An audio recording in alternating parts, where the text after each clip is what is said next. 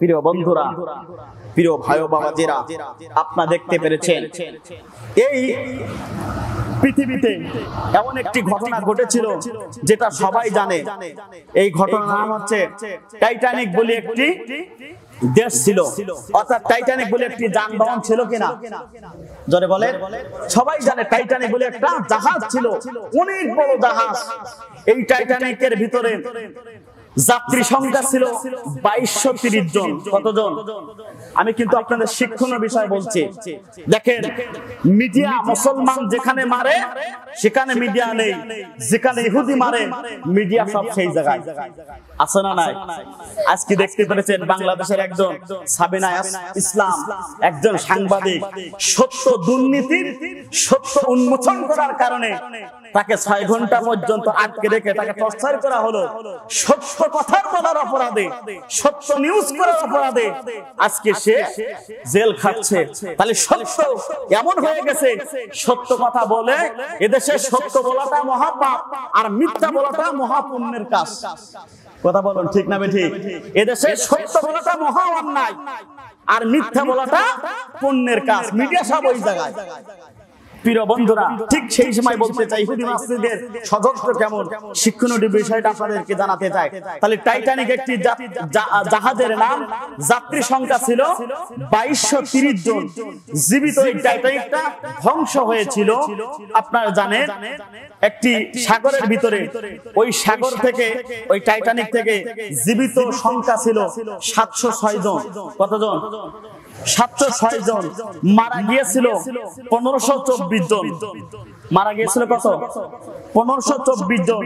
Titanic মুভিতে দেখা যায় অধিকাংশ যাত্রী পানিতে ডুবে মারা গেছে, কিন্তু হীরা জ্যাক বরফ শিলা পানিতে 0 ডিগ্রি তাপমাত্রার কারণে মারা যায়। হীরা জ্যাক হচ্ছে ওই টাইটানিক এর একজন নায়ক।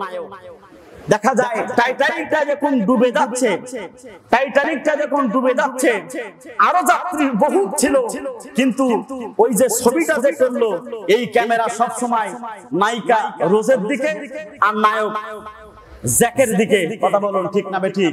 ডুবে যাচ্ছে কোন সিন, কিন্তু সব সময় নায়কটা কিভাবে বাঁচার চেষ্টা করছে, নায়িকাটা কিভাবে বাঁচার চেষ্টা করছে, এইটা কিন্তু ক্যামেরা এই জায়গায় ছিল না। যারা দেখেছেন এই জায়গায় ছিল, কিন্তু যাত্রী কি 2 জন ছিল না আরো ছিল? যাত্রী সংখ্যা 2230 জন। তাহলে আরো 2228 জনের সংবাদ জানার দরকার আছে না নাই?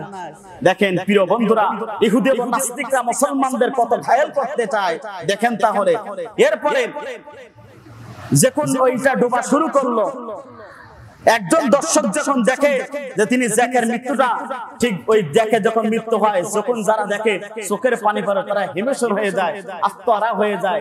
তারা কিন্তু চোখের পানি ওইটা দেখার পরে তাদের চোখ দিয়ে পানি আসে কিনা জোরে বলেন? আসে। প্রিয় বন্ধুরা দেখেন, কেন আমরা তার জন্য কাঁদি? কিন্তু আপনি কি জানেন এই জ্যাক কেমন ছিল? এই জ্যাক 1 নম্বর তার জোয়ারি ছিল। জোয়ারি মানে মদ পান করতো, অর্থাৎ তাড়ি যাকে বলা হয়। কি পান করতো? তাড়ি। 2 নম্বর আছে সে মদ পানি ছিল। এরপরে ধূমপান করতো, অশ্লীল ছবি অঙ্কনকারী ছিল। সর্বোপরি জ্যাক একজন বেবিচার পুরুষ ছিল। কি ছিল? বেবিচার পুরুষ। প্রিয় বন্ধুরা, আমি কিন্তু আপনাদের শিক্ষণীয় বিষয় বলার চেষ্টা করছি। এরপরে কিছুদিন পরে দর্শকের কাছে জ্যাক জীবনে অন্য চেয়ে বেশি মূল্যবান না, উত্তম সহজ আছে ক্যামেরার প্রযোজক জ্যাক এবং রোজের দিকে যখন টাঙাইয়ে ধরলো, প্রিয় বন্ধুরা প্রত্যেক দিন এমনি ভাবে নারী শিশু চিৎকার করে, নারীও মরে শিশুও মরে, ওদিকে ক্যামেরা নেই, ক্যামেরা সবাই জ্যাকের দিকে আর রোজের দিকে আছে না নাই? আছে। এরপরে কি হলো দেখেন, আজকে পৃথিবীর মুসলমানেরা আমেরিকা, ব্রিটেন, ফ্রান্স ককটেল ফুটাচ্ছে, মুসলমান নিধন করছে, মুসলমানদের মেরে শেষ করা হচ্ছে। মিডিয়া সে জায়গায় নেই। যদি ওই ইহুদি নাস্তিকদের উপরে যদি সামান্য একটু ঢিল ছড়া হয়, মিডিয়া সব সেই জায়গায়। কথা বলুন ঠিক না ঠিক? মুসলমানদের মারা হচ্ছে, এদিকে মিডিয়া নেই। মুসলমানদের বাড়ি শেষ করেছে, এদিকে মিডিয়া নেই। যদি ইহুদি এবং নাস্তিকদের বাদে যদি কোনো দেশে যদি একটা ইট পাটকেল মারা হয়, তারা নিউজ করছে মুসলমানরা জঙ্গি গোষ্ঠী আজকে আমেরিকার উপরে হামলা চালিয়েছে, রকেট হামলা।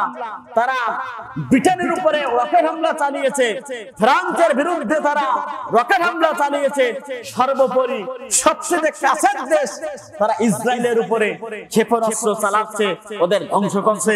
এই বলে মুসলমানদেরকে জঙ্গি বানাতে চায়। কথা বলুন ঠিক না বেঠিক?